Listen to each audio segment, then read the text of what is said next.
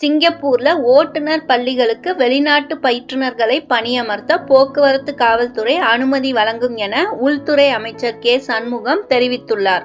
Class 4 ஓட்டுநர் உரிமம் வைத்திருப்பவர்கள் பேருந்து, பெரிய லாரி போன்ற கனரக வாகனங்களை ஓட்டலாம். கிளாஸ் 4 ஓட்டுநர் வகுப்பு உரிமத்திற்கு அதிகமான வெளிநாட்டு தொழிலாளர்கள் விண்ணப்பித்ததாலும் பயிற்றுவிப்பாளர்களின் பற்றாக்குறை காரணமாக காத்திருப்பு நேரம் அதிகரித்ததாகவும் குறிப்பிட்டுள்ளார். கிளாஸ் 4 ஓட்டுநர் வகுப்புகளுக்கு நீண்ட நேரம் காத்திருந்ததால் இந்த முடிவு எடுக்கப்பட்டுள்ளதாக அவர் கூறினார்.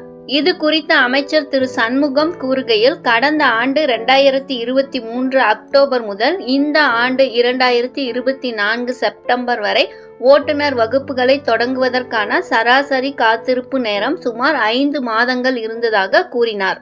இதனை சமாளிக்கிறதுக்கு கிளாஸ் 4 ஓட்டுநர் வகுப்புகளை வழங்க கூடுதல் ஓட்டுநர் நிலையங்களுக்கான ஏற்பாடுகளை செய்ய போக்குவரத்து காவல்துறை தயாராக உள்ளதாக திரு சண்முகம் தெரிவித்துள்ளார்.